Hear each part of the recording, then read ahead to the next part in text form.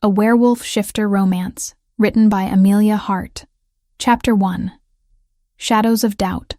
The great hall of Grimwald Castle buzzed with nervous energy as torchlight danced across ancient stone walls, casting long shadows that seemed to writhe with their own life. 28-year-old Alpha Elric Grimwald stood at the head of the ceremonial dais, his imposing frame silhouetted against the massive hearth where flames crackled hungrily. His black hair fell in smooth waves to his shoulders, framing a face marked by the silver scar that ran from his left temple to his jaw, a reminder of battles fought to protect his people. 12 noble ladies sat arranged in elegant chairs before him, their silk gowns and jeweled ornaments glinting in the firelight. Each represented powerful alliances, political advantages, and carefully negotiated dowries that could strengthen Grimwald territory for generations. Yet as Elric's steel-gray eyes swept across their expectant faces, he felt only the familiar weight of duty pressing down upon his broad shoulders. "My lords and ladies," his deep voice resonated through the hall, commanding immediate silence from the assembled crowd. "Tonight we begin an ancient tradition, the challenge of wisdom. For 3 centuries, the Alphas of Grimwald have chosen their mates not through political arrangement alone, but through a test that reveals the true nature of one's character." Murmurs rippled through the gathering like wind through wheat fields.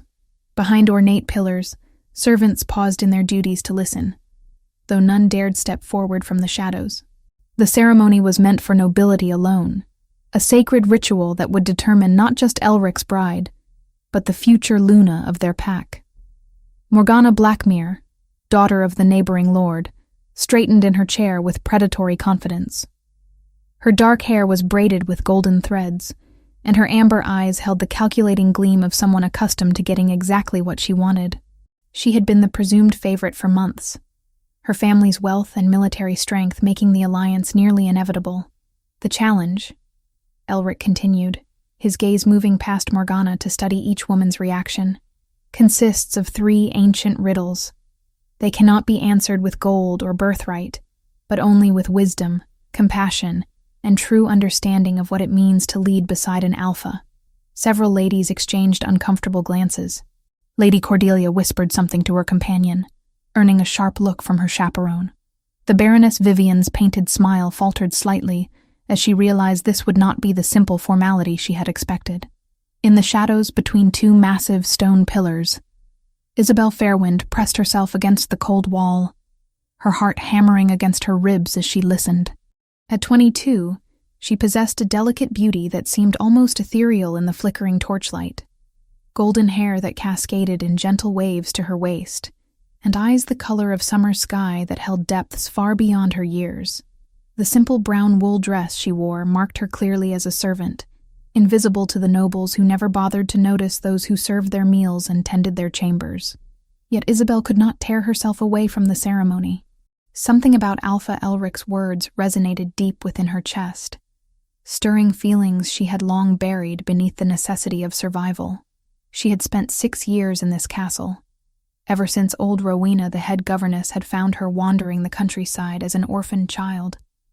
In all that time, she had watched from the margins, learning the complex dynamics of pack politics while remaining carefully unnoticed. "Lady Morgana," Elric's voice drew Isabelle's attention back to the dais. "As our most honored guest, would you care to be the first to accept the challenge?" Morgana rose with practiced grace, her silk skirts rustling as she approached the ceremonial chair placed before Elric's throne.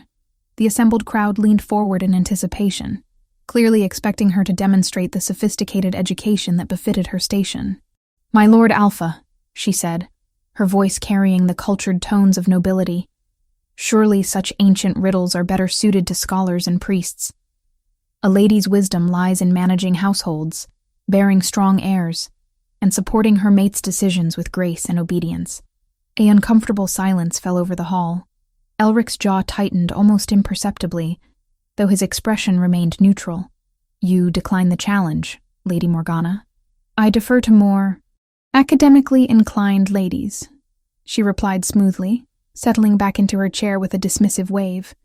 "After all, a true alpha needs a mate who complements his strengths, not one who presumes to match his intellect." One by one, the other noble ladies followed suit. Lady Cordelia claimed the riddles seemed dreadfully complex for such a festive occasion. The Baroness Vivienne worried about overtaxing her delicate constitution with such mental exertion. Lady Rosalind simply tittered behind her fan and declared herself far too feminine for such scholarly pursuits. With each refusal, the tension in the hall grew thicker. Elric's closest advisor, the grizzled Aldwin, shifted nervously in his seat, clearly recognizing the political disaster unfolding. If none of the eligible ladies would even attempt the challenge, the alliance negotiations that had taken months to arrange would collapse in a single evening. Isabelle felt her chest tighten with an emotion she couldn't quite name. These women had every advantage she had ever dreamed of: education, wealth, status, the respect of their peers. Yet they were throwing it away out of fear or arrogance. They spoke of supporting their alpha, while refusing to even try to understand what he valued most. Perhaps, Morgana's voice cut through the awkward silence, this demonstrates that such archaic traditions have no place in modern alliances. Surely political compatibility and bloodline strength matter more than solving ancient puzzles. Elric stood slowly, his towering frame casting an even larger shadow across the hall. The disappointment in his steel-gray eyes was unmistakable, though his voice remained controlled. If that is the will of our gathered ladies, then perhaps we should adjourn for the evening to reconsider. Wait. The word escaped Isabelle's lips before she could stop it, barely more than a whisper, but somehow carrying clearly in the hushed hall. Every head turned toward the shadows where she stood, frozen in horror at her own audacity. She felt hundreds of eyes upon her, noble gazes filled with surprise, confusion, and growing outrage. Morgana's amber eyes narrowed dangerously. How dare a servant interrupt such a sacred ceremony? But Elric was staring directly at Isabelle, his expression unreadable. Something flickered in his steel-gray gaze. Curiosity, perhaps, or recognition of courage where he had found only timidity among the nobility. "Step forward," he commanded quietly. Isabelle's legs trembled as she forced herself to move from the protective shadows into the blazing torchlight of the ceremonial space. Her worn leather slippers made no sound against the stone floor, but each step felt thunderous in the absolute silence that had fallen over the hall. "State your name and station," Elric said, though his tone held none of the dismissal she expected. "Isabelle Fairwind, my lord," she managed, her voice steadier than she felt. "I serve in the castle kitchens and—" She swallowed hard, meeting his penetrating gaze. "I request permission to attempt your challenge." The explosion of voices that followed her words threatened to shake the ancient stones of the hall itself. Chapter 2. 3 Ancient Truths. The explosion of outraged voices echoed through the great hall like thunder rolling across mountain peaks. Lords leaped to their feet, their faces flushed with indignation, while ladies clutched their jeweled fans as if Isabelle's very presence might contaminate their noble bloodlines. The cacophony was deafening. Protests, demands for her immediate removal, and heated debates about the sanctity of ancient traditions that had governed their society for countless generations. "This is preposterous!" Lord Blackmere's voice boomed above the chaos, his weathered face purple with rage as his heavy fist slammed against the arm of his ornate chair. "A kitchen servant cannot participate in sacred alpha ceremonies. The very suggestion is blasphemy against our most hallowed customs. What's next? Shall we allow stable boys to challenge for beta positions? Remove her at once!" Lady Cordelia shrieked, pointing a trembling finger adorned with emerald rings at Isabelle, as if she were some dangerous wild creature that had somehow infiltrated their civilized gathering. How dare she pollute this sacred space with her common presence? The ancestors must be weeping in their eternal rest. The Baroness Vivienne fanned herself dramatically, her painted face pale with what appeared to be genuine distress. The very foundations of our society crumble when servants forget their proper place. What example does this set for the lower classes? Soon they'll all be demanding equality with their betters.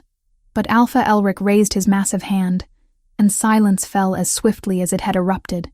His steel-gray eyes never left Isabelle's face as he studied her with an intensity that made her feel exposed, as if he could see through her humble exterior to something deeper within. Something even she didn't fully understand about herself. "The ancient laws," he said carefully. his deep voice carrying to every corner of the vast hall with the authority that came from generations of strong bloodline. Speak of worthiness, not birthright. They mention courage, wisdom, and truth, not titles, dowries, or the circumstances of one's birth. His penetrating gaze swept the assembly of nobles before returning to Isabelle, with what might have been curiosity or challenge. If you truly wish to attempt the challenge of wisdom, Isabelle Fairwind, then step forward and take the ceremonial seat. Morgana shot to her feet with such violence that her golden-threaded braids whipped around her shoulders like angry serpents. Her amber eyes blazed with fury as she addressed Elric directly, abandoning all pretense of feminine delicacy. Elric, you cannot seriously consider allowing this peasant to mock our sacred traditions. Think of the political ramifications, the insult to every noble family present tonight. My father will withdraw his military support, and half the regional lords will follow suit. I think, Elric replied with deadly quiet that somehow carried more menace than any shout, of what kind of mate I need to help me lead this pack into an uncertain future.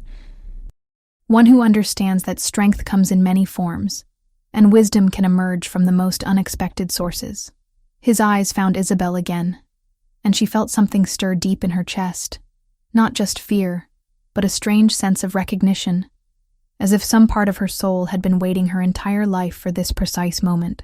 The choice is yours, Isabelle, but know that once you sit in that chair, there will be no turning back. Win or lose, you will face consequences that extend far beyond this hall. Isabelle's hands trembled at her sides, as she forced herself to move forward through the sea of hostile gazes. Each step felt like a small rebellion against every lesson she had learned about knowing her place, staying invisible, accepting the limitations that others placed upon her based on nothing more than the circumstances of her birth. The ceremonial chair, carved from ancient oak and inlaid with silver symbols that told the history of the Grimwald line, seemed impossibly grand for someone who had spent her life scrubbing floors and serving others without recognition or thanks. As she settled into the ornate seat, the rich velvet cushions felt foreign beneath her simple brown wool dress. The assembled nobles watched her with expressions ranging from scandalized shock to barely contained fury, their whispered comments creating a low buzz of disapproval that seemed to press against her from all sides. But Isabelle kept her eyes fixed on Alpha Elric's face, drawing strength from the steady intensity of his gaze and the subtle nod of encouragement he offered. The first riddle, Elric began, his voice taking on the formal cadence of ancient ritual that had been passed down through countless generations of leaders, has been spoken in this very hall for 7 generations of Grimwald Alphas. Listen carefully, Isabelle Fairwind, for you will have only one chance to answer, and the eyes of history itself watch your response. The hall fell into expectant silence, broken only by the rhythmic crackling of flames in the great hearth, and the soft whisper of wind through the high stained glass windows that depicted the legendary victories of Elric's ancestors. A pack has strong wolves who hunt, clever wolves who plan, and gentle wolves who heal. When hunger comes, and prey grows scarce, which one saves them all? And why? Isabelle closed her eyes briefly, letting the words settle in her mind like seeds finding fertile ground. She could feel the weight of expectation pressing down upon her shoulders, the silent judgments of those who believed her fundamentally unworthy of even attempting such a sacred test. But beneath that crushing pressure, she found something else. The memory of her mother's voice, soft and wise in the darkness of their tiny cottage, teaching her that true worth had nothing to do with station or birth.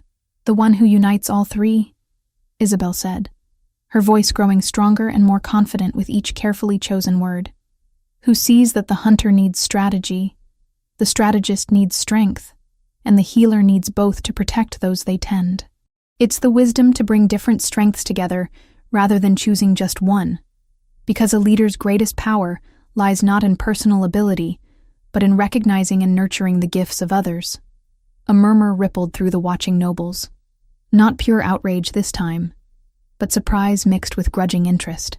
Even Morgana's amber eyes widened slightly, though her expression quickly hardened back into practiced disdain and barely concealed fury. Elric nodded slowly, and Isabelle caught the faintest hint of approval flickering in his steel-gray gaze like sunlight breaking through storm clouds. The second riddle. A pup is born weak, rejected by its mother, shunned by its siblings. The pack debates. Abandoning it saves precious resources. Keeping it might doom them all when winter comes. What choice does a true leader make, and how do they justify it to the pack? This time, Isabelle didn't hesitate. The words of the riddle struck something deep within her heart. The memory of being that rejected pup herself, wandering lost and hungry through the wilderness until old Rowena had found her collapsed by the castle gates, more dead than alive after days without food or shelter. "Find the unique gift every being carries," she said, her eyes meeting Elric's directly with newfound boldness. The weak pup might have sharp hearing to detect approaching dangers, or instincts to find healing plants when sickness strikes the pack. A true leader seeks hidden value before judging by appearance or immediate usefulness. And if no obvious gifts exist, teach the pack that caring for the vulnerable strengthens everyone's heart, because packs without compassion eventually destroy themselves from within. The silence that followed was different now. Thoughtful rather than hostile, contemplative rather than dismissive. Even some of the noble ladies were leaning forward in their chairs, caught despite themselves by the unexpected depth and genuine wisdom of Isabelle's responses. Beta Gareth, Elric's closest friend and most trusted advisor, exchanged a meaningful glance with old Aldwin, the pack's chief counselor. Both men wore expressions of growing interest and surprise, their earlier skepticism giving way to genuine curiosity about this mysterious servant who spoke like a trained philosopher or scholar. "The final riddle," Elric said, and Isabelle noticed that his voice had grown softer, more personal somehow, as if he were speaking directly to her soul, rather than performing for the assembled crowd. Two rival packs have fought for generations over disputed territory. Both have lost much. Children, mates, hope for the future. A new alpha rises and faces a choice. Avenge all past deaths and destroy the enemy completely, or offer peace knowing some in their own pack will never forgive such mercy. Which choice carries a true alpha's soul? Isabelle felt tears prick at her eyes as memories flooded back. Not her own experiences, but stories Rowena had told her during long winter nights when the wind howled outside their small chamber. Tales of her mother, who had served as a healer during the last great territorial war, tending wounded wolves from both sides of the bitter conflict, until exhaustion and heartbreak claimed her young life. "Offer something no war can ever give," Isabelle whispered, then found her full voice again, speaking with passion that surprised even herself. A future where pups from both packs can grow without fear, where strength is measured by creation rather than destruction. Don't ignore the pain of those who lost everything. Acknowledge their suffering, honor their sacrifices. But show them that truly honoring the dead means building the world they fought to protect, not perpetuating the endless suffering that killed them. A true alpha carries the scars of the past, but refuses to let them poison tomorrow's possibilities. And if some cannot forgive such mercy, accept carrying that pain too, because leading sometimes means standing alone with the hardest choices, bearing the weight of decisions others cannot understand. The great hall fell into absolute breathless silence. Even the flames in the massive hearth seemed to burn more quietly, as if the ancient stones themselves were absorbing the profound weight of her words and the truth they contained. Elric stared at her for what felt like an eternity, his steel-gray eyes searching her face as if trying to solve a puzzle that had haunted him for years. When he finally spoke, his voice carried a note of genuine wonder that made several nobles shift uncomfortably in their elaborately carved seats. "Isabelle Fairwind," he said formally, his words echoing off the vaulted ceiling. "You have answered all three riddles with wisdom that honors our ancestors and speaks to the future we must build together. By the ancient laws of our people, laws older than this castle itself, you have passed the challenge of wisdom." The explosion of protest that followed threatened to bring down the very walls of the ancient stronghold. Chapter 3. Storms and Secrets. The great hall erupted into chaos, unlike anything the ancient stones of Grimwald Castle had witnessed in generations. Lords surged from their seats like warriors charging into battle, their faces contorted with rage and disbelief, while ladies shrieked protests that echoed off the vaulted ceiling in discordant harmony. The very air seemed to vibrate with outrage, as centuries of rigid tradition collided with an impossible outcome. "This is madness!" Lord Blackmere roared, his massive frame trembling with fury, as he pointed an accusing finger at the ceremonial chair where Isabelle sat frozen in shock. "I will not stand by while some kitchen wench makes a mockery of our most sacred customs. The alliance between our houses is void if you proceed with this farce, Elric." "Void indeed." Lady Cordelia's shrill voice cut through the tumult like a blade. "What respectable family would ever align themselves with a pack that elevates servants above their betters? The very foundations of civilized society crumble when proper hierarchy is abandoned." Morgana stood with regal fury, her amber eyes blazing with a hatred so pure it seemed to radiate heat. Her carefully arranged composure had finally cracked, revealing the calculating predator beneath the refined exterior. "You cannot seriously intend to honor this travesty, Elric. Think of what you're throwing away. My father's armies, the grain supplies from our territories, the trade agreements we've negotiated for months." But Alpha Elric remained unmoved by the storm raging around him, his steel-gray eyes fixed steadily on Isabelle's face. She sat perfectly still in the ornate chair, her delicate hands gripping the carved armrests until her knuckles turned white, overwhelmed by the magnitude of what had just occurred. The simple kitchen servant who had lived her entire life in shadows had somehow passed a test that defeated every noble lady present. "The ancient laws are clear," Elric said, his deep voice cutting through the chaos with quiet authority. "Wisdom, courage, and truth were the qualities our ancestors valued above all others.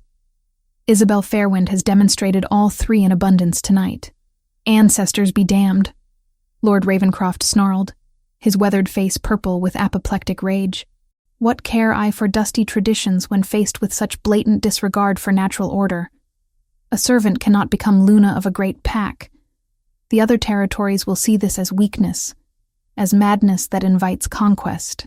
The crowd of nobles pressed closer to the ceremonial space, their angry voices blending into a crescendo of protest that seemed to shake the very foundations of the castle. Isabelle shrank back in the ceremonial chair, suddenly acutely aware of how small and insignificant she appeared surrounded by such powerful enemies. But Elric stepped forward, placing himself between Isabelle and the enraged assembly, his imposing presence creating a barrier of protection around her trembling form. "Any who question this outcome question the wisdom of our ancestors and the validity of traditions they claim to hold sacred," he declared, his voice carrying the unmistakable tone of absolute authority.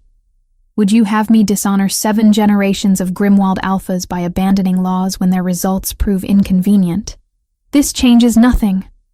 Morgana's voice rose above the others, sharp with desperate fury. "A clever servant who has overheard noble conversations might parrot wise-sounding words, but that doesn't make her worthy of leadership. Where is her education, her training in diplomacy, her understanding of pack politics and territorial management?" Old Aldwin rose slowly from his advisor's chair, his ancient frame trembling slightly, but his voice carrying the weight of decades spent counseling Grimwald leaders. "Perhaps," he said carefully, his words causing the assembled nobles to fall into reluctant silence, "we should hear more about this remarkable young woman's background before passing final judgment. Wisdom of such depth rarely springs from nothing." All eyes turned to Isabelle, who felt her throat constrict with terror as she realized she was expected to defend not just her answers, but her very existence. She had never spoken publicly before tonight, never drawn attention to herself beyond the occasional reprimand for dropping dishes or arriving late to serve meals. I was found as a child," she managed, her voice barely above a whisper. "Rowena took me in when I was 16, starving and alone. I've worked in the castle kitchens ever since, learning to read from discarded books and listening to conversations I was meant to ignore." "See?" Morgana pounced on her words like a predator sensing weakness. "An orphan of unknown parentage with no education beyond kitchen gossip and stolen glances at books. What noble bloodline would accept such a creature as Luna? What neighboring packs would respect alliances sealed by someone who cannot even name her own father?" Isabelle's eyes filled with tears as the cruel words struck home. Deep in her heart, she had always wondered about her origins, about the parents who had abandoned her to face the world alone. The uncertainty had haunted her quiet moments, feeding the voice that whispered she was worthless, unwanted. destined for nothing more than a life of service and shadows. But before she could respond, a new voice cut through the tension. Weathered but kind, carrying the authority of someone who had witnessed decades of castle life. That's not entirely accurate. Every head turned toward the great hall's entrance, where Rowena stood with quiet dignity, despite her simple gray dress and lined face.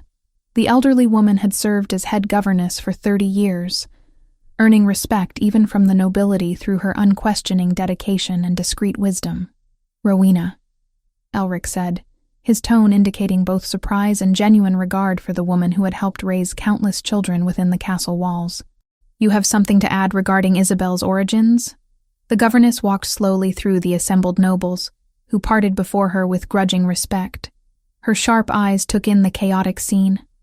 The enraged lords, the scandalized ladies, the terrified young woman sitting in the ceremonial chair, and the alpha who stood protectively nearby. "I found Isabelle collapsed at our gates 6 years ago, more dead than alive," Rowena began, her voice carrying clearly through the suddenly quiet hall. But she was not some random orphan wandering the wilderness. She carried items that spoke of more refined origins. A silver pendant engraved with healing symbols, fabric from a dress of quality wool, and knowledge of letters despite claiming no formal education. Isabelle stared at the older woman in shock. Rowena had never mentioned these details before, always deflecting questions about that terrible night with gentle but firm redirection. "More importantly," Rowena continued, her gaze finding Isabelle's wide eyes, she spoke of her mother in fevered dreams during those first weeks of recovery. Not with the simple grief of a peasant child, but with detailed memories of someone who possessed uncommon wisdom and healing knowledge. "What manner of woman was this mother?" Aldwin asked, leaning forward with obvious interest. "A healer," Rowena replied, her voice growing stronger. From the fragments Isabelle revealed in delirium, her mother served both nobles and commoners alike during the territorial conflicts 15 years past.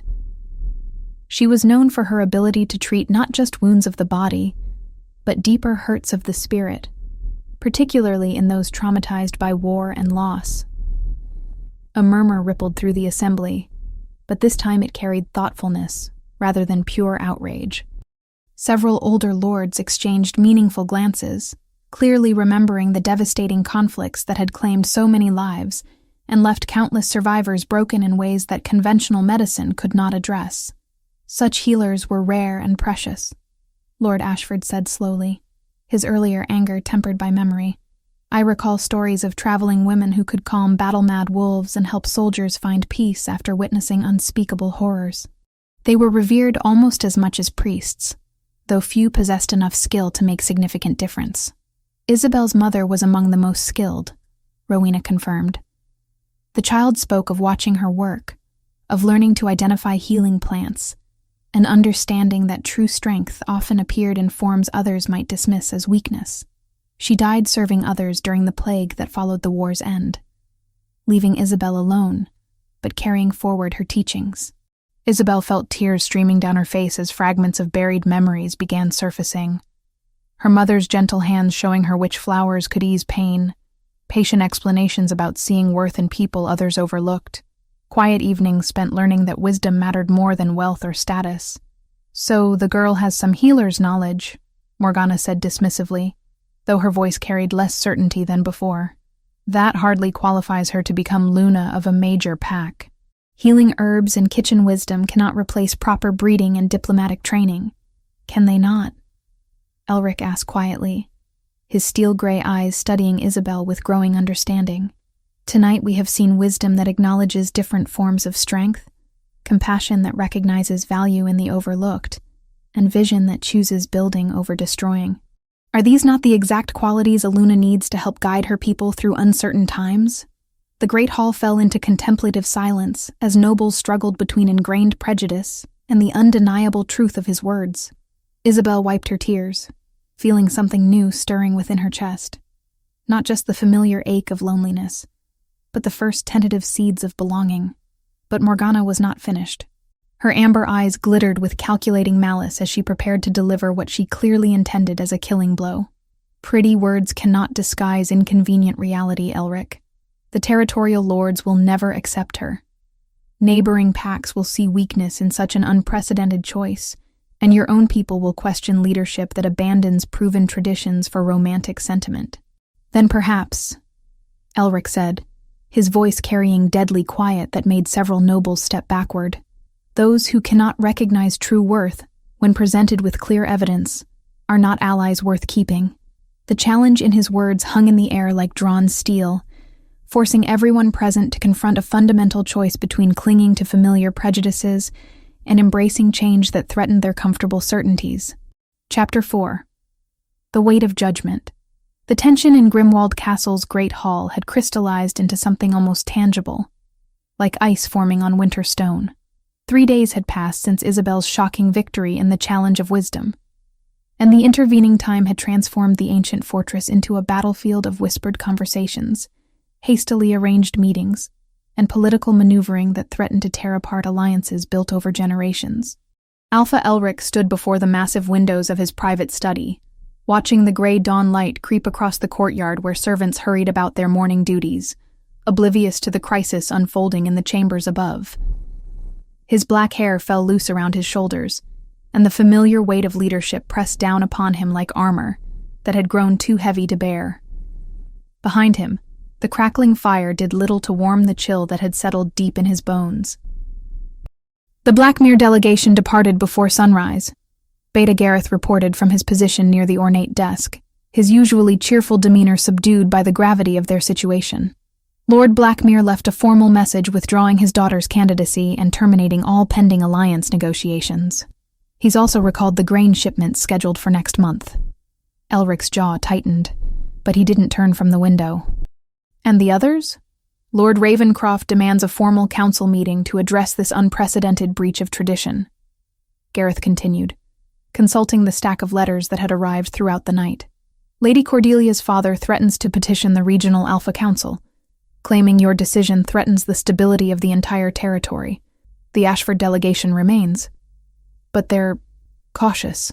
Cautious, Elric repeated, the word tasting bitter on his tongue. In the complex world of pack politics, caution often preceded abandonment. He had known this moment would come, had felt it building like a storm on the horizon from the instant Isabelle spoke her first wise words in response to the ancient riddles. The door opened with barely a whisper of sound, and old Aldwin entered carrying a steaming cup of tea and wearing the expression of someone who had spent the night wrestling with impossible problems. His weathered face bore new lines of worry, evidence of the sleepless hours he'd devoted to studying ancient law books and precedent scrolls.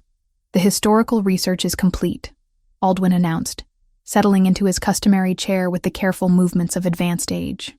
I've examined every recorded challenge of wisdom dating back to the founding of our pack. In 300 years, no servant has ever attempted the test, much less passed it. But have any been forbidden from trying? Elric asked, finally turning from his contemplation of the courtyard to face his most trusted advisor. Aldwin's eyes brightened slightly with what might have been approval. That, my lord, is precisely the right question. The ancient laws speak only of worthiness demonstrated through the challenge itself. They make no mention of birth, station, or noble bloodline as prerequisites for participation. Gareth leaned forward in his chair, hope flickering across his weathered features. So Isabelle's victory stands on solid legal ground? Legally, yes, Aldwin confirmed. Then his expression grew troubled. Politically, that's far more complicated. Traditions become traditions because they serve the interests of those in power. When circumstances challenge that power structure, those who benefit from the status quo rarely yield gracefully. The three men fell into contemplative silence, each lost in thoughts of the impossible choice that lay before them. Accept Isabelle's victory and risk political isolation that could leave their pack vulnerable to enemies, or bow to pressure and invalidate a challenge fairly won, thereby destroying the credibility of laws their ancestors had died to establish. A soft knock interrupted their brooding, followed by the appearance of a young servant girl who curtsied nervously before speaking. My Lord Alpha, the Council of Regional Lords has arrived for the formal hearing. They await your presence in the Great Hall. Elric felt his stomach clench with dread he couldn't quite suppress. The Council of Regional Lords represented the most powerful packs in the territory, Men whose support could ensure prosperity and security, or whose opposition could mean isolation and eventual conquest by ambitious neighbors. "And Isabelle?" he asked quietly. "She waits in the smaller chamber, as instructed," the girl replied. "Though, my lord, she appears quite frightened." Of course she was frightened. Isabelle had spent 6 years as an invisible servant, and now found herself at the center of a political storm that could reshape the entire territorial power structure. The courage she had shown during the challenge of wisdom was remarkable, but facing a formal inquiry by the most powerful nobles in the region would test even the strongest spirit. "Tell her we will summon her when needed," Elric instructed, then turned to his companions. "Gentlemen, we face a moment that will define not just my leadership, but the future direction of our pack. Are you prepared to stand with me, regardless of consequences?" "Always," Gareth replied without hesitation, his hand moving instinctively to the sword at his side. "Though I admit curiosity about your strategy for handling Lord Ravencroft's inevitable demands." "Truth," Elric said simply. "We present the facts, honor the ancient laws, and force them to choose between their prejudices and their stated respect for tradition." The Great Hall had been transformed since the challenge of wisdom 3 nights prior. Gone were the festive decorations and ceremonial arrangements, replaced by the austere formality of legal proceedings. 5 ornate chairs had been arranged in a semicircle before the Alpha's throne, occupied by men whose combined wealth and military power could determine the fate of thousands. Lord Ravencroft sat in the center position, his silver hair gleaming in the morning light that streamed through stained glass windows. His cold blue eyes surveyed the hall with the calculating gaze of someone accustomed to bending others to his will through a combination of wealth, influence, and barely veiled threats. To his right sat Lord Ashford, a younger man whose territory bordered the troubled southern regions where bandit activity had increased dramatically in recent months. His presence represented potential military support that Elric's pack desperately needed, making his opinion particularly crucial to the day's proceedings. The remaining chairs held Lords Whitmore, Greystone, and Blackwater, each commanding significant resources and maintaining complex relationships with neighboring territories that extended far beyond simple pack boundaries. Their combined judgment would likely determine whether Isabelle's victory would be honored or dismissed as an unfortunate aberration to be quickly corrected. "Lord Elric," Ravencroft began without preamble, his voice carrying the authority of someone accustomed to immediate obedience. "We have gathered to address the unprecedented situation that has arisen regarding your mate selection. The territorial stability depends upon maintaining proper alliances and honoring established customs that have served our people for centuries." Elric took his place on the Alpha throne, drawing strength from the carved wolf heads that adorned its high back, symbols of all the leaders who had faced similar challenges to their authority. "I welcome the Council's wisdom, my lords, though I confess curiosity about which specific customs you feel have been violated." "Don't play word games with us," Lord Greystone interjected, his weathered face creased with disapproval. "A kitchen servant cannot become Luna of a major pack. The very suggestion undermines the natural order that keeps our territories stable and secure." "Natural order?" Elric repeated calmly. "Or convenient arrangements that serve our political interests regardless of individual merit?"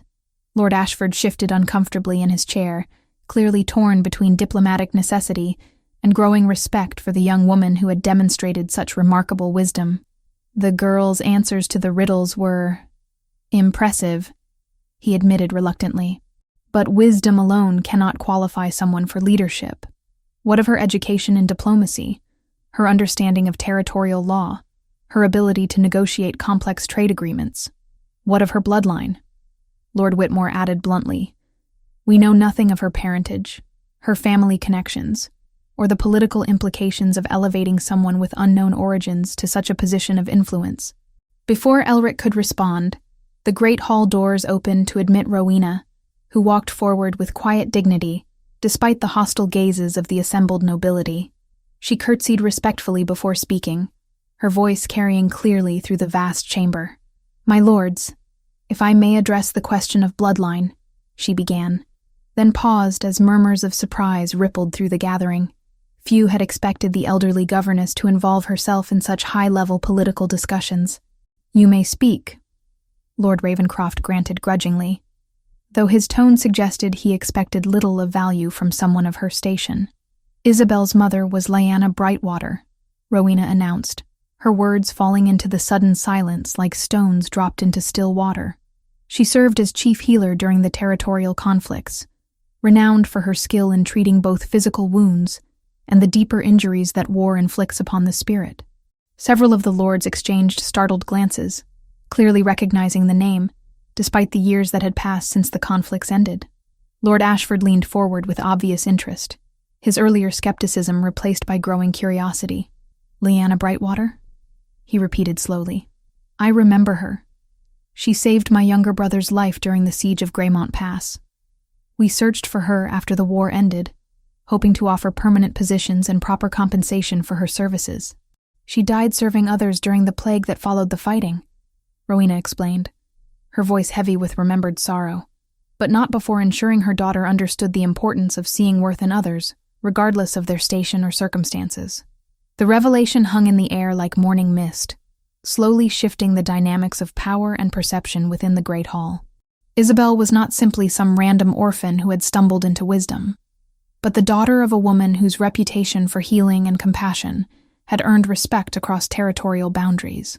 "Even so," Lord Ravenscroft said, though his voice carried less certainty than before, "one woman's noble service cannot overcome the practical reality that accepting a servant as Luna sets a precedent that threatens our entire social structure." "Does it?" Elric asked quietly, rising from his throne to face the assembled council directly. "Or does it demonstrate that our pack values merit over convenience, wisdom over wealth, and the courage to uphold our most sacred traditions even when their results prove inconvenient for our political calculations?"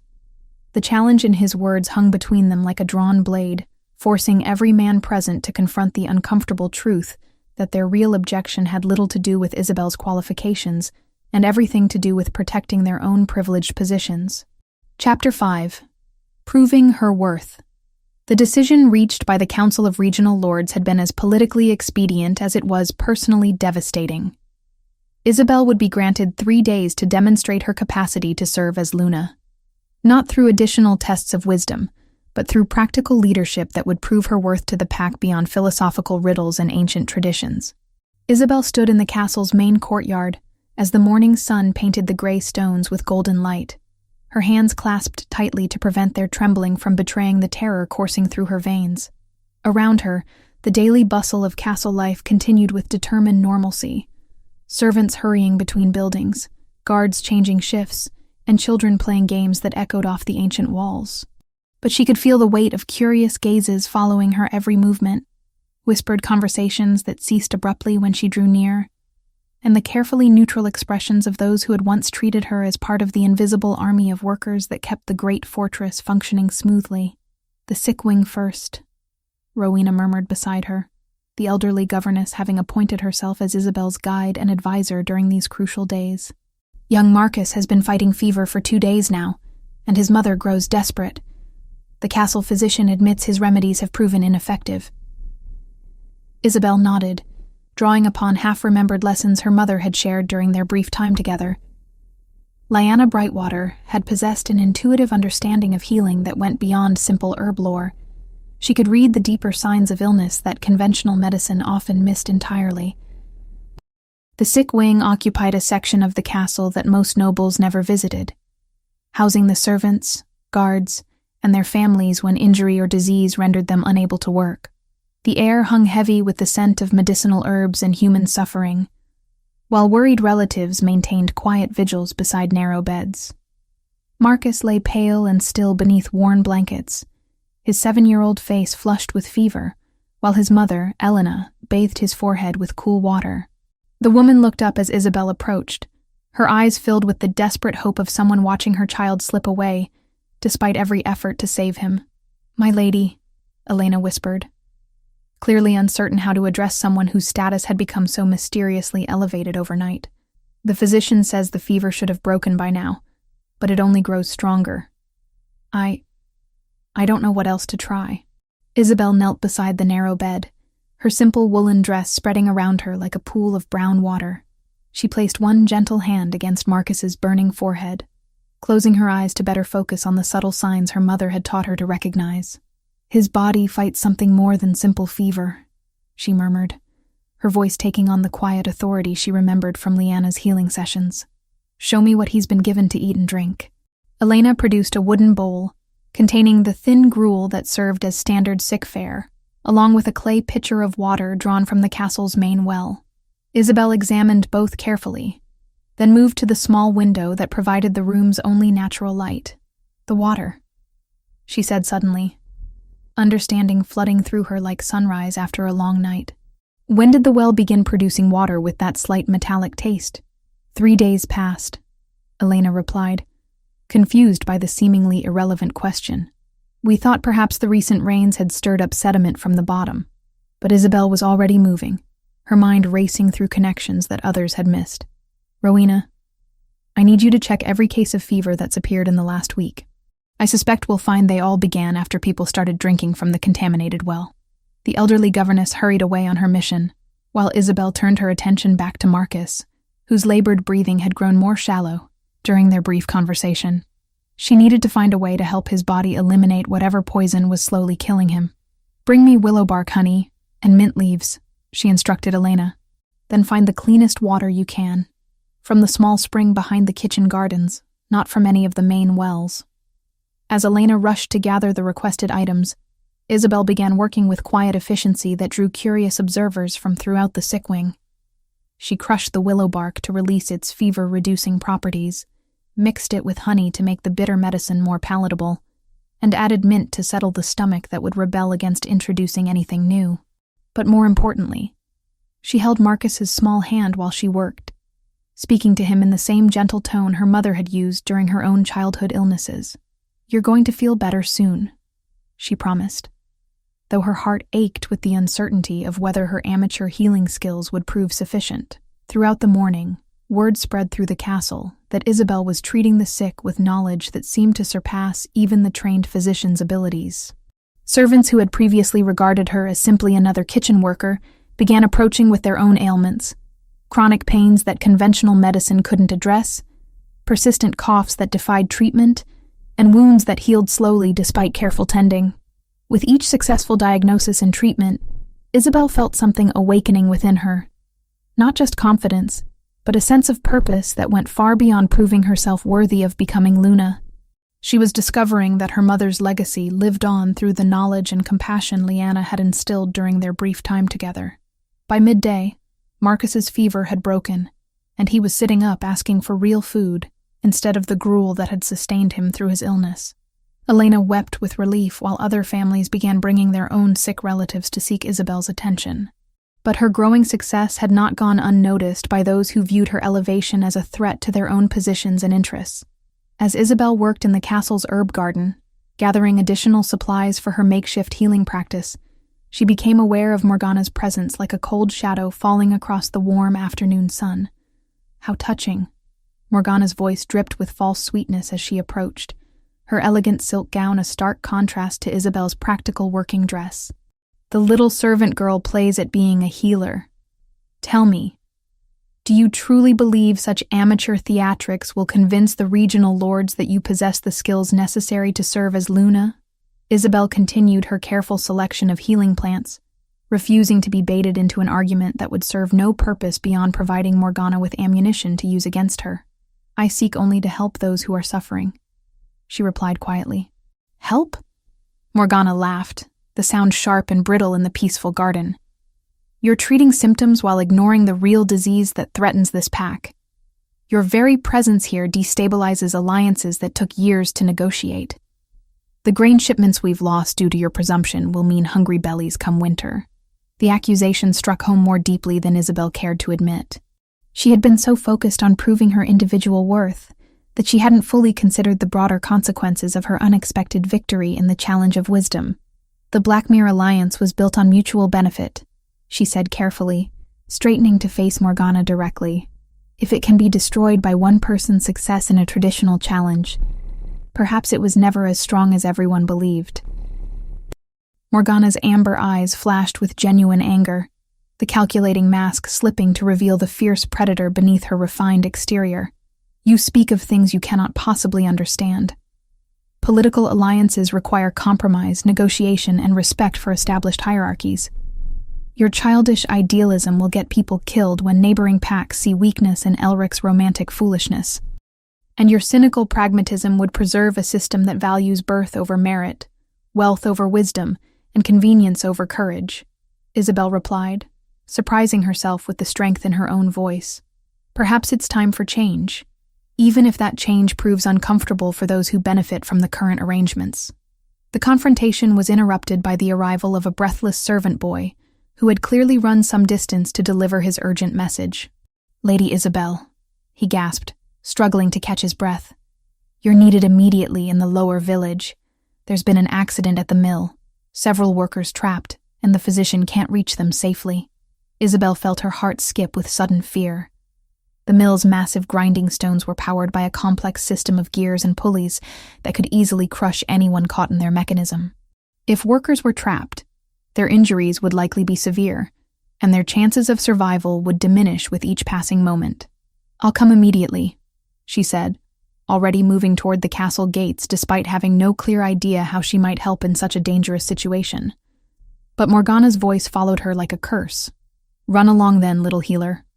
Let's see how your amateur skills fare when faced with real crisis, instead of simple fever and stomach complaints. Perhaps this will finally demonstrate to everyone just how inadequate you truly are for the responsibilities you seek to claim." As Isabelle hurried through the village streets toward the mill, she could hear the sound of shouting voices and grinding machinery gone wrong. Smoke rose from the building's chimney in irregular puffs that suggested serious mechanical problems, while a crowd of worried families gathered outside, prevented from entering by the obvious danger within. The mill owner, a burly man named Thomas, approached her with relief, written clearly across his weathered features.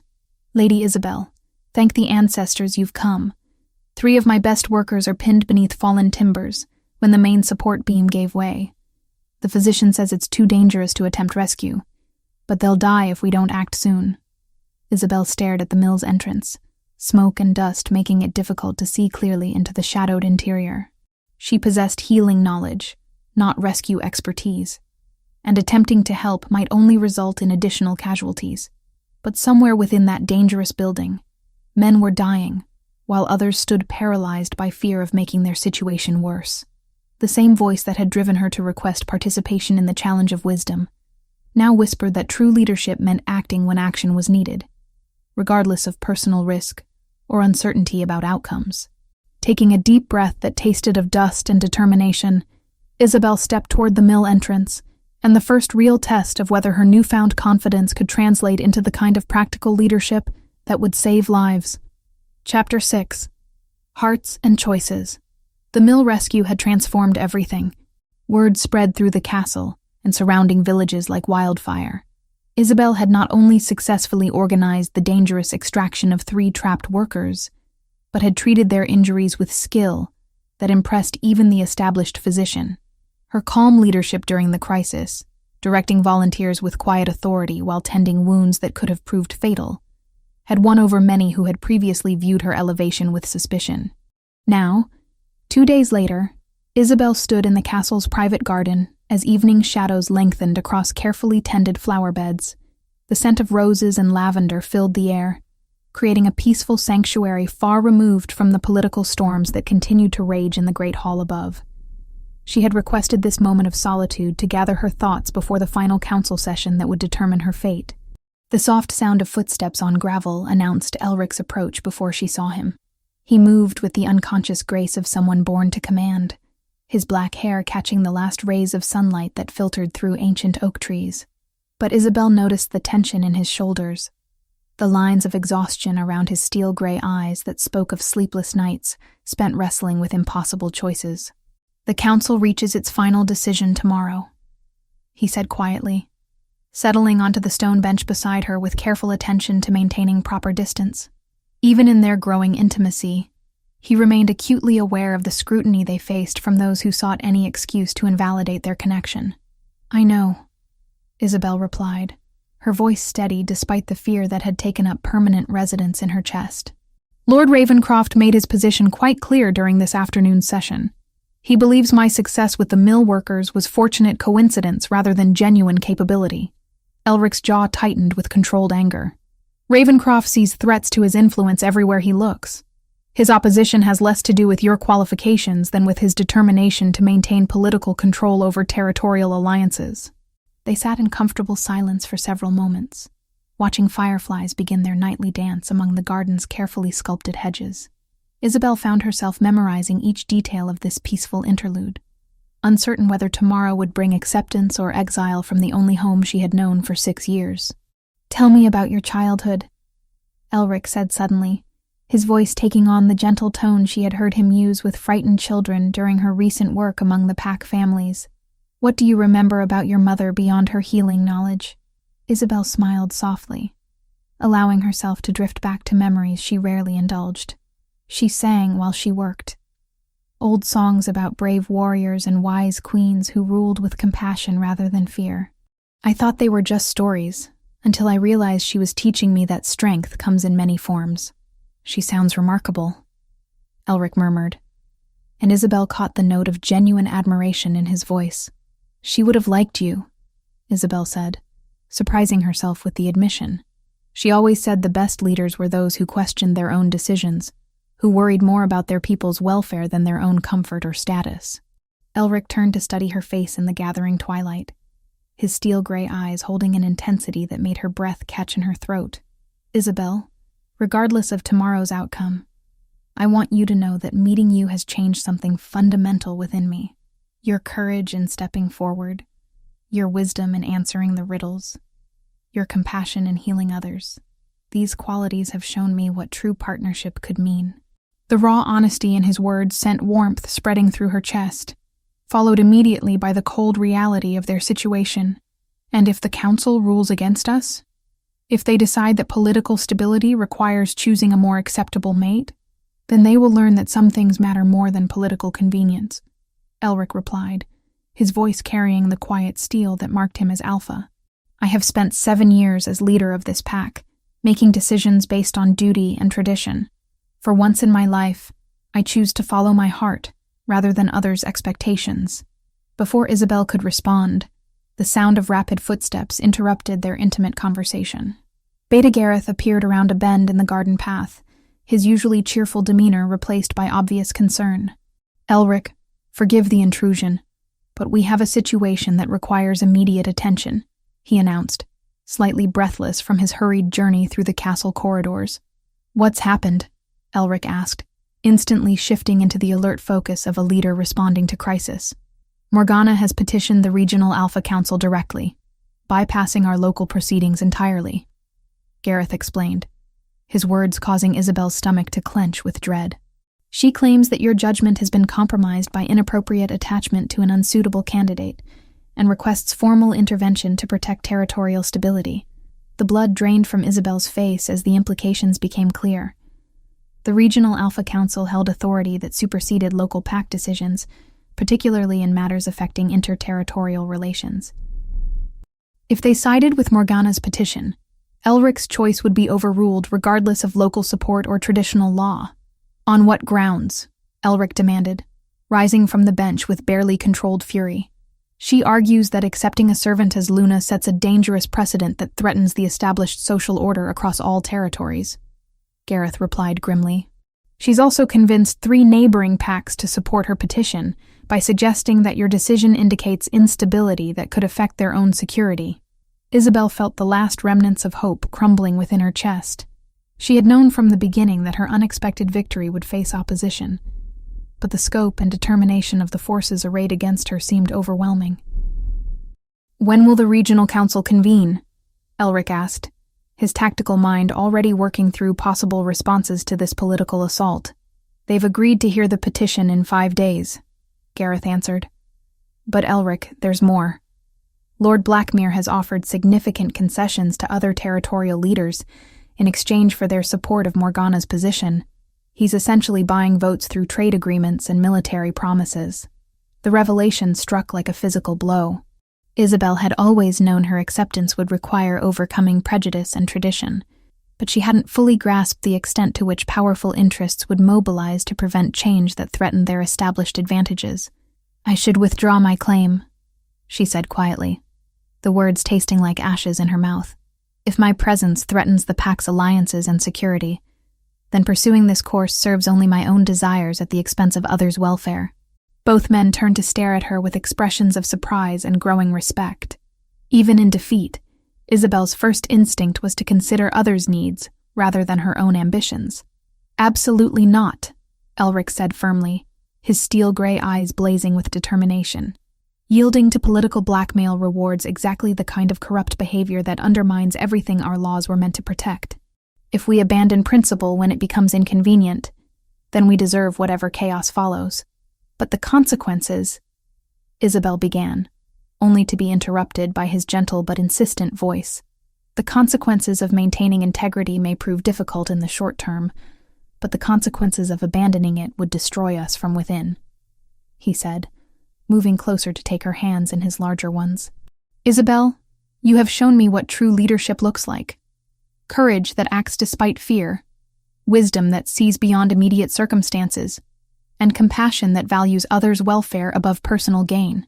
The warmth of his touch sent electricity racing through her nervous system, while his words awakened something deeper than mere attraction. For the first time in her life, someone saw not just her potential utility, but her intrinsic worth as a person deserving of respect and love. "The Regional Council may rule against us," Elric continued, his voice growing softer but no less determined. "Political pressure may force difficult choices about alliances and security, but I refuse to let fear dictate decisions that will shape the rest of our lives." Gareth cleared his throat diplomatically, clearly uncomfortable with interrupting such an intimate moment, but compelled by duty to address practical concerns. "What are your orders regarding the Council's petition? Do we prepare legal arguments, seek counter-alliances, or consider other options?" "We prepare for battle," Elric replied without hesitation, though his eyes never left Isabelle's face. "Not the kind fought with swords and shields, but the more important kind fought with truth, integrity, and the courage to stand for what we believe is right." As if summoned by the mention of battle, a new voice cut through the evening air with the sharp edge of barely controlled fury. "How noble!" Morgana's voice dripped with false sweetness as she appeared at the garden's entrance, her silk gown rustling like serpent scales in the growing darkness. "The great Alpha chooses romance over responsibility, sentiment over stability." All three turned to face her, and Isabelle felt her heart sink at the predatory satisfaction gleaming in Morgana's amber eyes. Clearly, she had more weapons in her arsenal than simple political petitions. "I suppose you believe your little rescue at the mill demonstrates leadership capability?" Morgana continued, moving closer with the confident stride of someone holding all the important cards.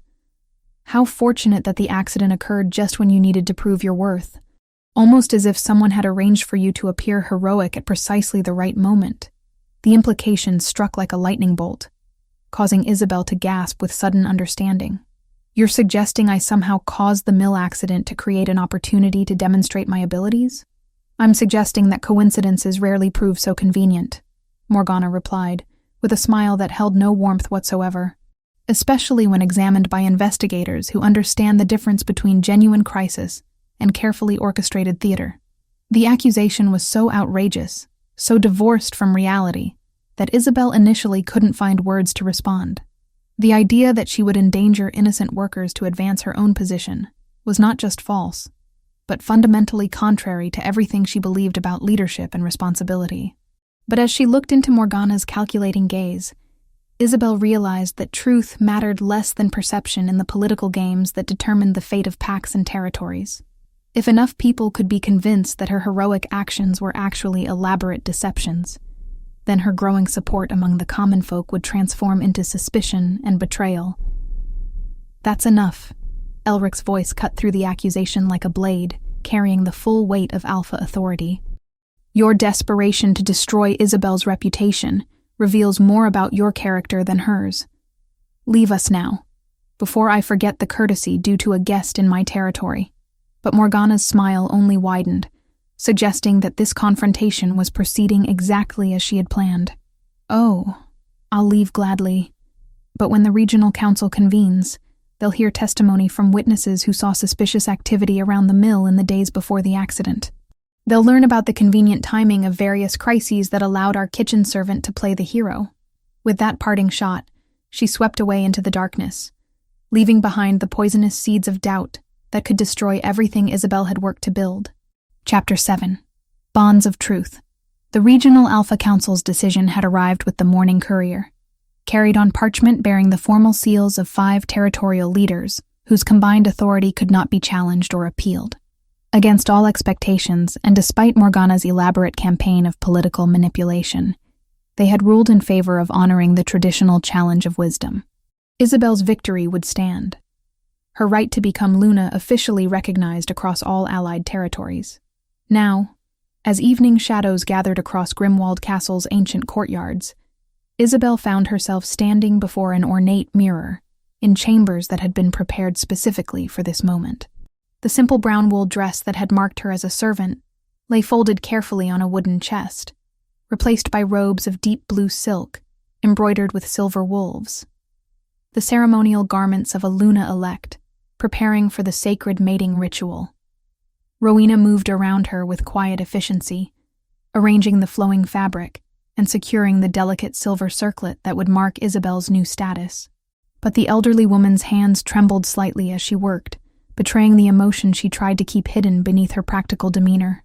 "I never imagined," Rowena whispered, her voice thick with unshed tears, "when I found you collapsed at our gates 6 years ago, that I was rescuing a future Luna. Your mother would be so proud of the woman you've become." Isabelle touched the silver pendant that hung around her neck, the only tangible connection to her lost parent that had survived her childhood wanderings. Tonight, that small piece of carved metal felt like a blessing, as if Liana's spirit watched over this impossible transformation from servant to pack leader. "I'm terrified," Isabelle admitted quietly, her reflection showing a young woman whose external composure masked the churning anxiety within. "What if I fail? What if I cannot live up to the expectations that come with this position? Fear is the companion of wisdom," Rowena replied, stepping back to admire her handiwork. "Only fools approach great responsibility without questioning their readiness. Your mother taught you that true strength lies not in the absence of doubt, but in acting courageously despite it." A soft knock interrupted their preparation, followed by the entrance of Beta Gareth, who had been tasked with escorting Isabelle to the ceremonial chambers where Elric waited. His usually cheerful expression held a solemnity appropriate to the sacred nature of the evening's proceedings. "My lady," he said formally, offering his arm with the respect due to her new station. "The Alpha awaits, and the witnesses have assembled according to ancient custom." Isabelle took a deep breath, drawing upon reserves of courage she hadn't known she possessed until the challenge of wisdom revealed them to both herself and others. The journey from her preparation chambers to the sacred ritual space felt both eternal and instantaneous, each step carrying her further from the life she had known toward a future that remained mysterious and daunting. The ceremonial chamber occupied the castle's highest tower, its circular walls lined with tapestries depicting the great matings of previous generations. Candles provided the only illumination, their flickering flames casting dancing shadows that seemed to bring the woven figures to life. The air hung heavy with the scent of burning sage and ancient incense, creating an atmosphere that felt removed from ordinary time and place. Elric stood at the chamber's center, magnificent in formal robes of black silk that emphasized his commanding presence. His dark hair had been braided with silver threads that caught the candlelight, while the ceremonial sword of his ancestors hung at his side, a symbol of the protection he would pledge to his mate and their future offspring. When their eyes met across the sacred space, Isabelle felt something shift within her chest, not just attraction or affection, but a deeper recognition of connection that transcended mere political alliance or romantic sentiment. This was the moment when 2 separate lives would become permanently intertwined, their individual futures merged into shared destiny. Old Aldwin stood beside a wooden altar, carved with wolf heads and ancient runes, his weathered hands holding the leather-bound book that contained the mating vows spoken by countless generations of pack leaders. Behind him, a small group of witnesses waited in respectful silence. Gareth, Rowena, and 3 other senior pack members whose presence would make the ceremony legally binding across all territories. Isabelle Fairwind. Aldwin's voice carried the weight of centuries as he began the ritual words. You come before the ancestors and this assembled pack to pledge your life to Alpha Elric Grimwald. Do you understand the sacred nature of the bond you seek to forge? I do, Isabelle replied, her voice steadier than she had dared hope it would be. Elric Grimwald, Aldwin continued, turning his ancient gaze to the Alpha. You offer your protection, your loyalty, and your life's partnership to this woman. Do you make this pledge freely, without coercion or reservation? I do, Elric answered, his steel-gray eyes never leaving Isabelle's face. The traditional vows that followed were as old as their pack's history, but Isabelle found herself hearing them with new understanding. These were not mere words spoken for ceremony's sake, but promises that would bind them together through whatever challenges the future might bring. I pledge to stand beside you in joy and sorrow, Elric said, his deep voice resonating through the chamber as he took her hands in his. To honor your wisdom, protect your safety, and cherish the unique gifts you bring to our partnership. I pledge to support your leadership, share your burdens, and offer my strength and service to our pack's welfare. Isabelle responded, feeling the truth of each word settle into her heart, like seeds taking root in fertile ground. When Aldwin pronounced them formally mated according to ancient law, Isabelle felt a rush of sensation, unlike anything she had ever experienced. It was as if invisible threads had suddenly connected her consciousness to Elric's, creating a bond that went beyond mere emotional attachment to something approaching telepathic awareness. The kiss that sealed their union was gentle at first, tentative despite the public nature of their ceremony. But as their lips met, Isabelle felt the full force of the mate bond awakening between them, a connection so profound it seemed to rewrite the fundamental nature of her existence. When they finally separated, the witnesses erupted into applause that echoed off the stone walls, their genuine joy and approval providing validation that political calculations had failed to achieve. Even the pack members who had initially opposed Isabelle's elevation seemed genuinely moved by the obvious depth of connection between their alpha and his chosen mate. My Luna, Elric whispered against her ear, the title carrying both formal recognition and intimate affection.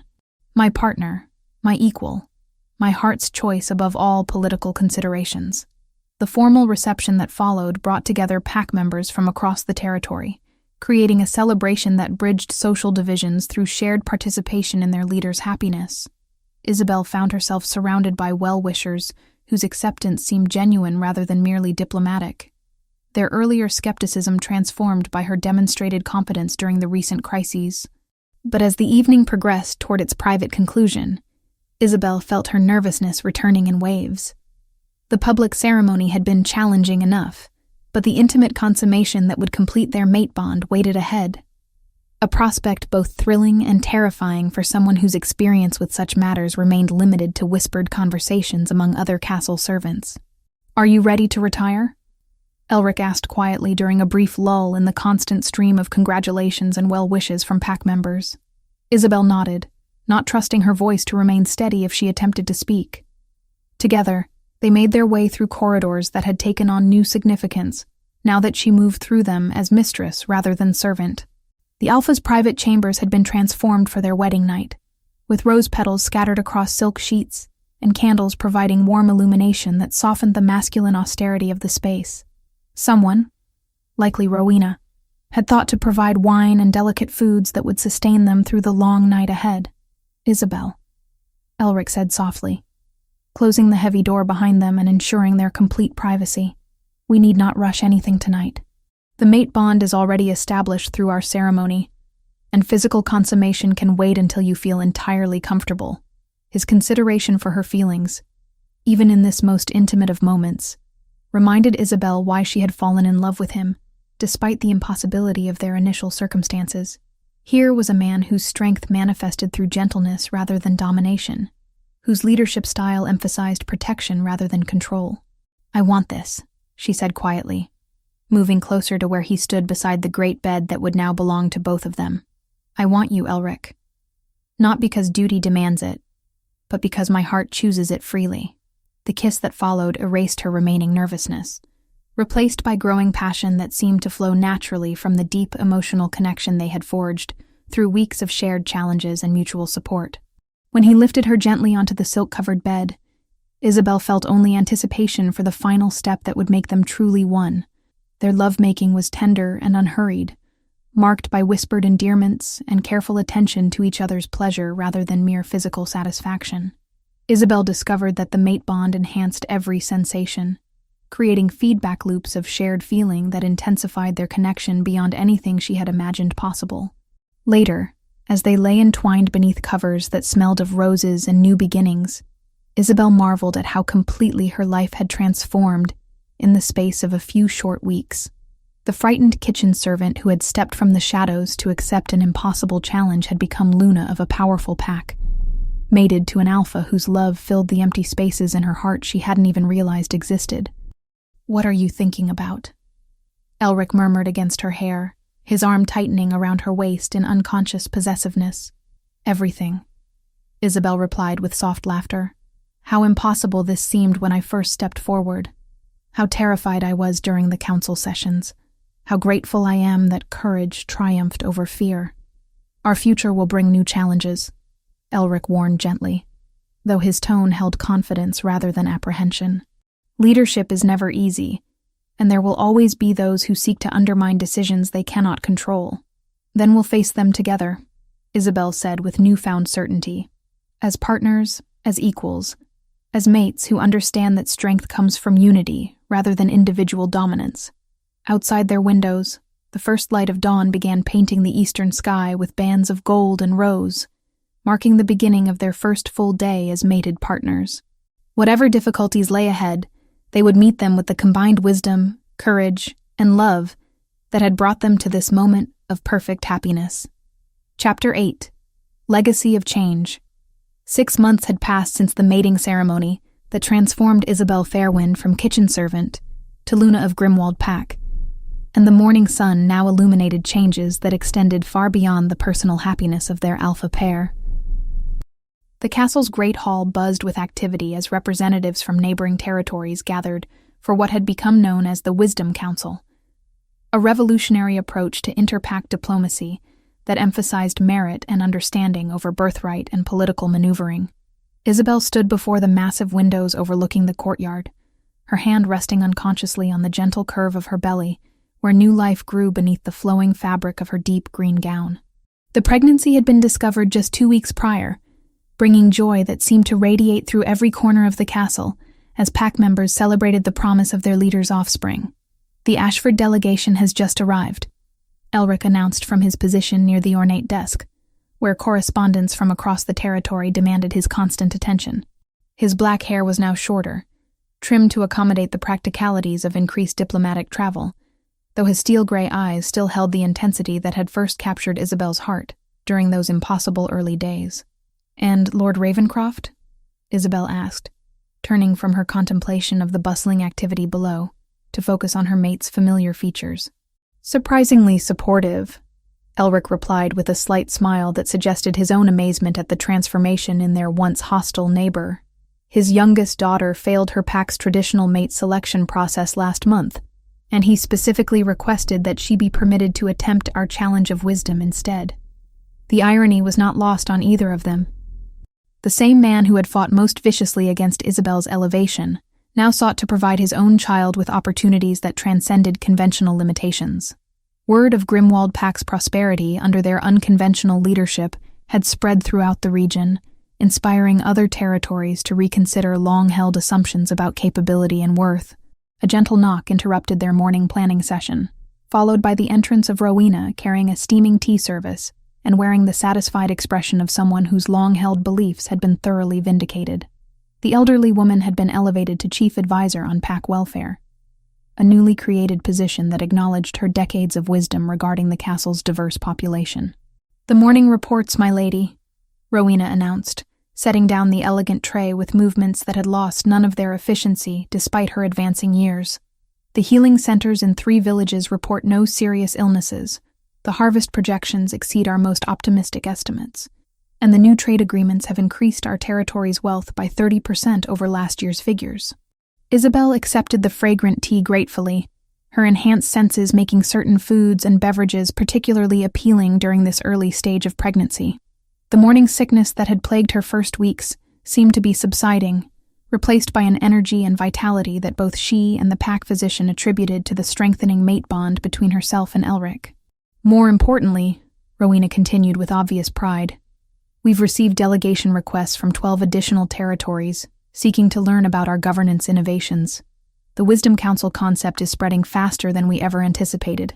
The transformation had indeed been remarkable. What began as Isabelle's desperate attempt to prove her individual worth had evolved into a comprehensive reimagining of how werewolf packs could structure their societies. Merit-based advancement, inclusive decision-making processes, and emphasis on diverse forms of contribution had created prosperity that extended beyond simple economic measurements. The morning session includes presentations from 4 different packs, Elric explained, moving to join Isabelle near the windows where they could observe the steady stream of visitors entering the castle grounds. Each has adapted our basic principles to their unique circumstances, but the results seem consistently positive. Isabelle watched a group of young women entering the courtyard with confident strides that would have been unimaginable under the old systems. These were not servants or political pawns, but potential leaders whose capabilities would be evaluated based on wisdom, courage, and practical competence rather than family connections or dowry negotiations. Sometimes I still can't believe this is real, she admitted quietly, leaning into Elric's embrace as his arms wrapped around her from behind. 6 months ago, I was invisible, cleaning floors and serving meals without anyone noticing my existence. Now you're reshaping our entire world, Elric finished, his voice warm with pride and love. Though I suspect your mother always knew you carried the potential for greatness, even if circumstances prevented her from nurturing it fully. The mention of Lyanna Brightwater brought the familiar pang of loss, but also growing peace as Isabelle recognized how her mother's teachings continued to influence positive change across multiple territories. The healing knowledge, the emphasis on compassion, the belief that true strength manifested through service to others. These principles lived on through their expanding network of allied packs. A commotion in the courtyard below caught their attention, followed by the arrival of Beta Gareth with news that would test their new diplomatic approaches. His usually cheerful demeanor was replaced by concern as he approached with obvious urgency. "We have an unexpected situation," he announced without preamble. "Morgana Blackmere has arrived, requesting private audience before the formal council session begins." Isabelle felt her stomach tighten with anxiety that had nothing to do with pregnancy. Morgana had vanished from the political scene following the regional council's decision to uphold Isabelle's victory, her elaborate schemes having backfired so completely that even her father had distanced himself from her failed manipulations. "What does she want?" Elric asked, his voice taking on the dangerous quiet that marked him as Alpha prepared for potential conflict. "Unknown," Gareth replied grimly. "She claims to bring information that will benefit our pack's continued prosperity, but given her previous behavior, I recommend extreme caution in any dealings with her." Isabelle exchanged a meaningful glance with her mate, recognizing the implicit challenge in Morgana's unexpected appearance. Their new approaches to leadership emphasized redemption and second chances for those willing to embrace positive change, but they could not afford naivety regarding individuals whose motivations remained suspect. "We'll see her together," Isabelle decided, surprising both men with her calm resolve. "If she truly seeks reconciliation, then our principles demand that we listen. If she comes with additional schemes, then facing them openly serves us better than wondering what plots might be developing in secret." The private meeting took place in Elric's study, a chamber that had become the informal center of their innovative governance experiments. Maps covered every available wall surface, marked with symbols indicating territories that had adopted various aspects of the Wisdom Council approach. Books on law, diplomacy, and social organization competed for space with correspondents from leaders across the continent, seeking advice on implementing similar reforms. Morgana entered with none of her former arrogance, wearing simple traveling clothes that suggested genuine humility rather than calculated performance. Her amber eyes held shadows that spoke of difficult experiences during her months of exile from civilized pack society. "Alpha Elric, Luna Isabelle," she said formally, offering the respectful bows due to their positions. "Thank you for granting this audience despite our complicated history. Speak your purpose," Elric replied neutrally, though Isabelle noticed his protective positioning between herself and their unexpected visitor. "I come to offer information and seek opportunity for redemption," Morgana began, her voice lacking the manipulative charm that had once marked her every word. "During my travels through distant territories, I've learned of threats that could undermine everything you've built here." Isabelle studied Morgana's face carefully, using skills developed during her months of leadership to read the subtle signs of deception or genuine intent. What she saw surprised her. Real fear mixed with something that might have been desperate hope. "What threats?" Isabelle asked quietly. "The Shadow Paw Pack from the northern reaches has been gathering information about your governance innovations," Morgana explained, her words tumbling out with obvious urgency. "Their alpha views your success as a direct challenge to traditional pack hierarchies that maintain his power. He's building a coalition of conservative leaders who see your influence as an existential threat to their authority." The revelation sent cold dread through Isabelle's veins. She had anticipated political resistance to their reforms, but the prospect of coordinated military action by multiple packs represented dangers far beyond anything they had prepared to face. "Why should we trust intelligence from someone who spent months trying to destroy us?" Elric asked bluntly, voicing the question that hung heavy in the air between them.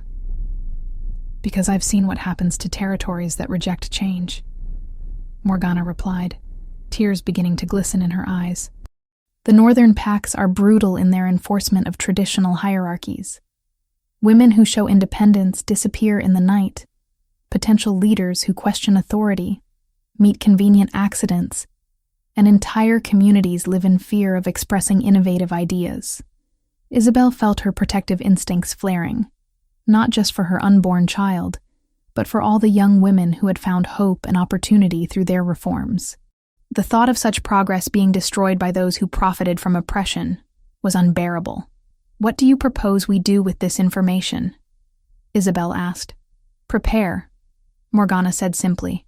"Build stronger alliances with progressive territories. Train your people in defensive strategies, and create communication networks that can warn of approaching threats. But most importantly, don't let fear cause you to abandon the principles that made your success possible." The advice was sound, even coming from such an unexpected source. Isabelle found herself reassessing Morgana's motivations, recognizing that genuine transformation sometimes emerged from complete failure and subsequent reflection. "And what do you seek in return for this warning?" Elric inquired. "A chance to contribute to something meaningful," Morgana admitted, her voice dropping to barely above a whisper. "I spent months pursuing power for its own sake, never understanding that true influence comes from service to others rather than domination over them. If there's any way I can help protect what you've built, I want that opportunity." The request hung in the air like morning mist, fragile and easily dispersed, but carrying the potential for unexpected beauty if properly nurtured. Isabelle felt the familiar stirring of the compassion that had guided her responses to the ancient riddles, the recognition that redemption remained possible even for those who had chosen poorly in the past. "We'll consider your offer," Isabelle said finally, noting Elric's slight nod of approval at her diplomatic response. "But such consideration will require time and careful evaluation of your sincerity." After Morgana departed to await their decision, Isabelle and Elric stood together in comfortable silence, processing the implications of this unexpected development. The Wisdom Council session would proceed as planned, but now carried additional urgency as they recognized the need to strengthen bonds between progressive territories before conservative forces could organize effective opposition. "Our child will grow up in an interesting world," Elric observed, his hand joining Isabelle's on her belly, where their offspring continued its steady development. "A better world," Isabelle replied with quiet certainty. "Whatever challenges we face, we'll meet them with the same principles that brought us this far. Courage over convenience, wisdom over wealth, and love over fear." As the morning sun climbed higher over Grimwald Castle, Isabelle felt profound gratitude for the impossible journey that had transformed her from invisible servant to beloved Luna. The future remained uncertain, filled with both promise and peril, but she faced it with confidence, born from discovering that true strength had been within her all along, waiting for the right moment to emerge from the shadows and change everything.